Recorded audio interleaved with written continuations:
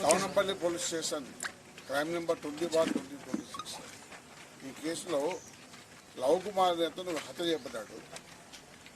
Love Kumar అనే అతను ఒక అమ్మాయి ఫోటోను ఇన్స్టాగ్రామ్లోను అట్లాగే తన స్టేటస్ డీపీలోను పెట్టుకుంటే వాళ్ళ దగ్గర ఆ అమ్మాయి దగ్గర బంధువు అయిన యువరాజు ఇంకో మైనర్ అబ్బాయితో కలిసి ఇతన్ని చంపాలని కూడా ప్లాన్ చేసుకొని ఆ ఊరి నుంచి 1వ తారీఖు తీసుకెళ్ళి బాగా 2 క్వార్టర్స్ మందు తాగిపించి వీడు తాక్కోకుండా తాగిన మధ్యలో ఉన్నప్పుడు బ్లేడ్ తీసి గొంతు కోసి ఇంకా కొద్దిగా ఆ బాడీ డీకంపోజ్ కావాలి పోలీసుకు గుర్తుపట్టకూడని ఉద్దేశంతో తీసుకెళ్ళి ఆ పక్కన చెరువులో పడేయడం జరిగింది.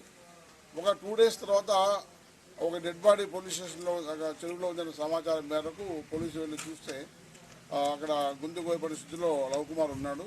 ఆ బాడీని తీసాము 3వ తారీఖు వాళ్ళ తల్లిదండ్రుల పేరు కేసు కట్టినాము. దర్యాప్తులో భాగంగా ఈ విషయాలన్నీ బయటకు వెలుగులోకి వచ్చినాయి.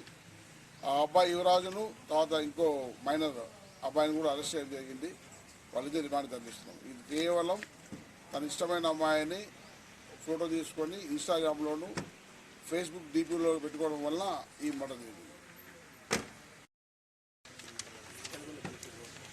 తెల్లగొల్లపల్లి ఫ్లైఓవర్ దగ్గర ఇన్స్పెక్టర్ అండ్ ఎస్ఐ గారు వెళ్ళి పట్టుకున్నారు. విత్ ఇన్ ఈ కేసు పట్టిన 24 hours లోపల మా పోలీసులు ఇన్స్పెక్టర్ అండ్ ఎస్ఐ గారు దీన్ని డిటెక్ట్ చేసి చాకచక్యంగా ముద్దాయిలను కూడా పట్టుకున్నారు.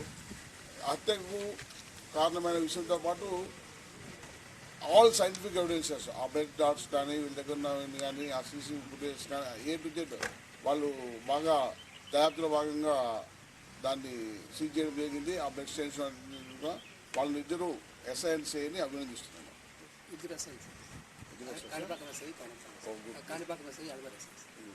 Both SIs